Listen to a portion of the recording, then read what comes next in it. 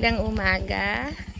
Nandito po ako ngayon sa isa sa mga property po namin na market ko. And sa totoo lang po, ito ay isa sa mga property na gandang-ganda po ako.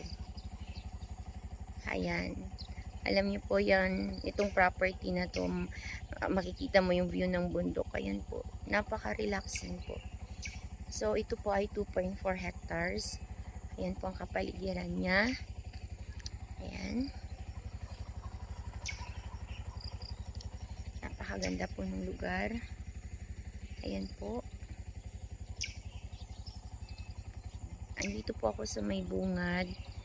Ayan, kukuhanin ko po yung buong kapaligiran. Ayan po. Pupunta po tayo bandang ilog. Alam niyo po, ang maganda dito sa lugar o dito sa property, yung kanyang shape, hindi siya yung pahaba, kundi paluwag po. So, yung advantage mo dun sa ilog, mamamaximize mo po talaga yung pinaka ilog niya dahil maluwag, malapad po siya. Makikita niyo po mamaya, pupuntahan ko po hanggang doon. Eto po. Napakaganda po talaga ng lugar. Alam niyo po, ako personally po, ito ang lugar na gustong gusto kong puntahan pag ako po ay may, alam niyo po yung dinaramdam, may hindi maganda sa akin pakiramdam. Very relaxing po talaga sa akin ang view ng bundok. Okay, puntahan na po natin dun sa may malapit sa ilog, dun sa may ilog niya mismo. Ayan po. Ayan yung kapaligiran niyan. Ayan po. Ayan. Yun. Puntahan po natin hanggang dulo. Ayan po siya. Napakaganda po.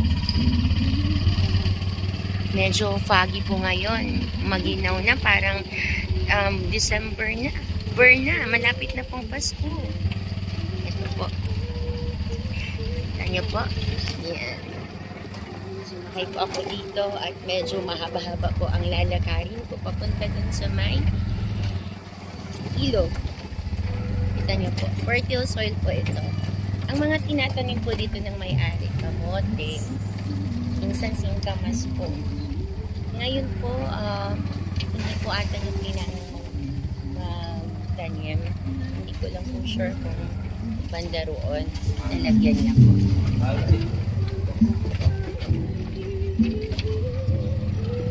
Yan, napakaganda po ng view, diba? Ayan!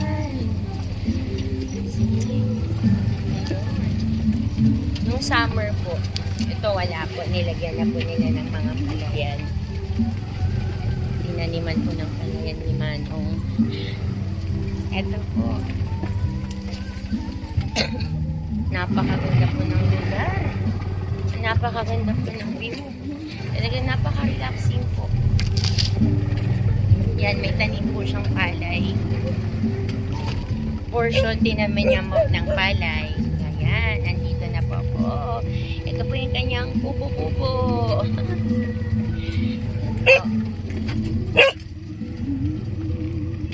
Yan. Patahan po natin. Nakita niyo po ba? Napakaganda po ng lugar. See? Nagtanim po siya ngayon ng palay. Nung nakaraan po kamote yung tinanim niya. Last summer. Ito po. Ayan ho.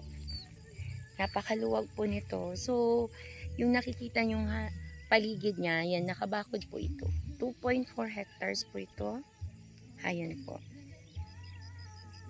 Napakaluwag. Gently sloping po, hindi po lahat mababa. May portion na mababa, pero hindi po siya mababa.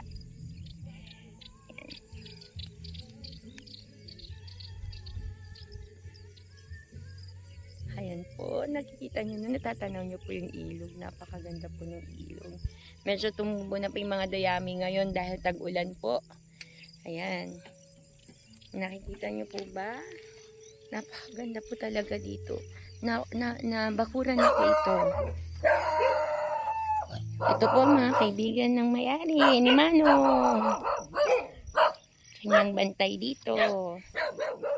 Pero for sure po, napaka-safety po tong lugar na ito. Ayan, nakikita nyo po. Dito ko po dinadala yung mga anak ko pag gusto nilang maligo sa ilog. Ito po siya. Ayan. Itong daanan na po to, dito kami dumadaan. Actually, doon po ang way niya. Pero daanan na lang po natin dito sa may palayan. Ayan. Papunta doon sa ilog. Kita nyo po, nagtanim po si Manong ngayon ng palay. Ayan po. Kita nyo po. Ayan. Itong kabuuan po na ito, 2.4 hectares po. Ayan po, may simple siyang bakod. Kung makikita nyo po. Ayan, yan sa may pine tree kasama pa po yan. So, pupuntahan ko po yung ilog. Napakaganda po. Ayan. Dati po yung mga dayami, yung mga yan, hindi po madamo nung summer. Natanggal na ni Manong yan. Tumubo na naman po ulit. Excuse me po. Ayan. Ito na po. Andito na ako sa may ilog. Ayan. Ayan po. Nung summer po, nagpupunta kami dito ng pamilya ko. Ayan. Madalas din po si Manong, may mga kamag-anak o kaibigan siyang pinapupunta dito. Nag-overnight po sila. Ayan po. Ito po. Yung lote po ay adjoining to the river. Ayan po. Ayan po yung bundok. Ito pong bundok na yan, tanaw na tanaw dun sa aming bahay. At tuwing umaga po, yan po yung gustong gusto kong makita pagising ko. Ayan po yung ilog. Yan. Kita nyo po, napakaganda po. Napakaluwag. Ang umpisa niya po, dun sa may dulo. Yan. Pinupuntahan po ngayon. Lalakarin natin papunta dun sa pinaka-muhon niya. Ayan po, nakikita nyo. Yan, kasama po yung banda roon. Pero tunguhin ko po muna dito para masilayan natin yung ilog mismo. Eto, napakaganda po. Ideal po to sa inland resort or personal na use nyo lang bakasyonan ng pamilya nyo. Napaka-relaxing po. Gusto mong hindi maramdaman yung pandemic, dito ka magstay. Yung pagising mo sa umaga, yung bundok makikita mo. Ayan. Na parang wala kang naririnig na balita regarding sa mga pandemic. I mean, sa nararanasan natin ngayon. Mag-relax lang. Out of stress. Dito ka pupunta. Kung gusto mong lumayo muna sa mga isipin. O kung gusto mong mag-happy-happy.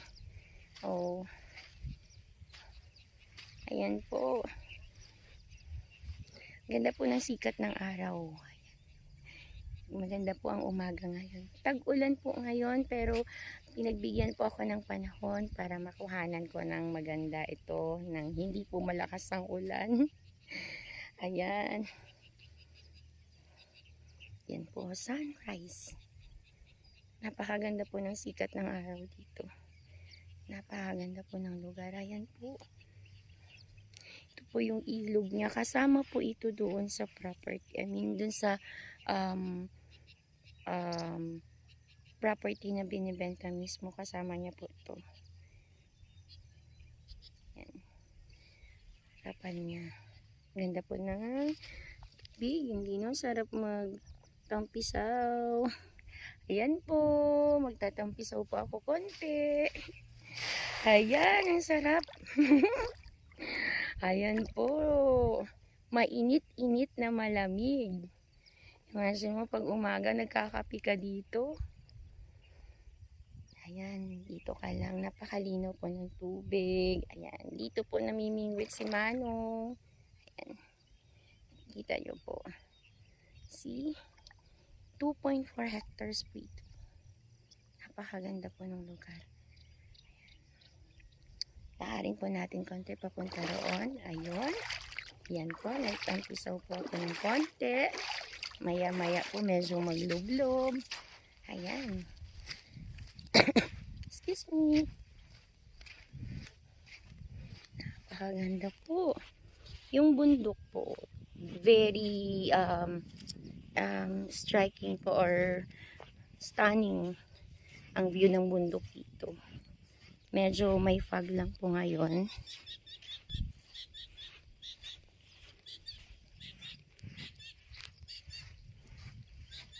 Medyo hindi malinaw yung view ng bundok kasi may fog.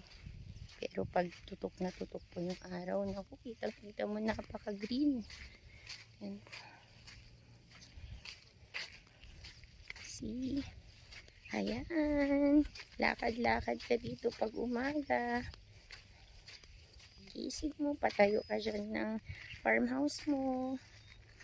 Dyan. Tayo ka ng kubo-kubo dito. And imagine niyo po ha, malakas po ang ulan dito. Mga nakarang araw, hindi po yan umaapaw, hanggang dyan lang po, hanggang dito.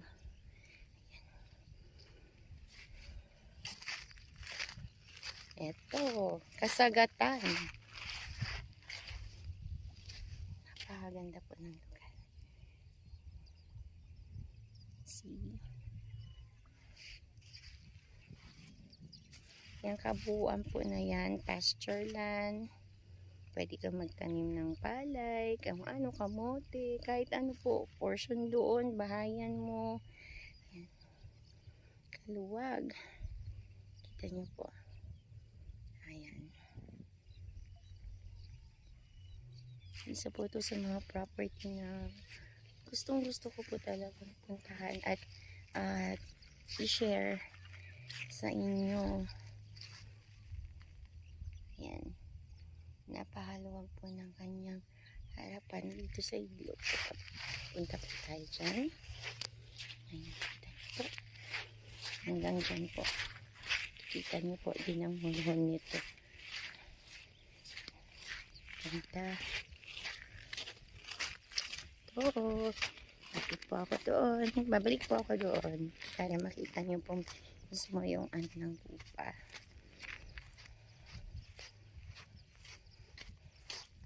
Kita niyo po. Ganda. Ang ganda ng lugar. Ganda.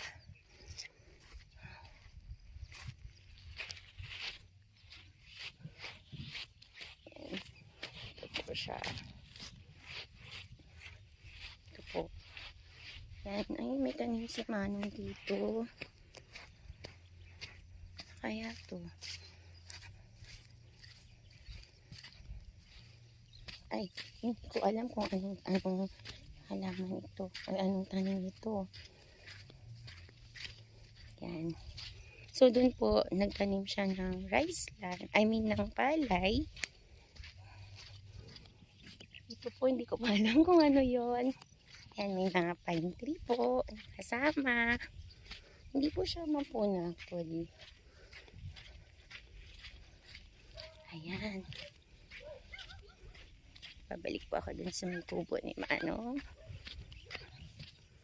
Pabalikan ko po. Ayan. Kita nyo po. Excuse me po. Yan ang ganda. At yung papunta po dito na daanan, napakaganda po ng ano nila, ginawang daanan. Yun po ay inayos mismo ng DNR.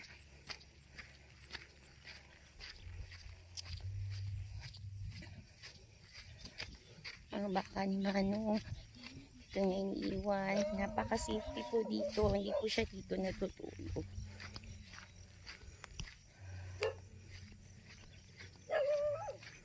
Ayan. Diyan na po, bunagit na po ako dun sa kubo. Magmula po kanina dun sa pinanggalingan ko. Yun po yung kasama ng 2.4 hectares. Binalikan ko lamang po. Ito po siya. Ayan. Kasama po yan. Yung nakikita nyong ano ng palayan. Excuse me po. Yan po. Yung pong dulo dan sa may pine tree, yan yung pinaka boundary. At saka nakabakod po banda roon. Ayan po. Ang ganda po, no? Napakaluwag. Ayan.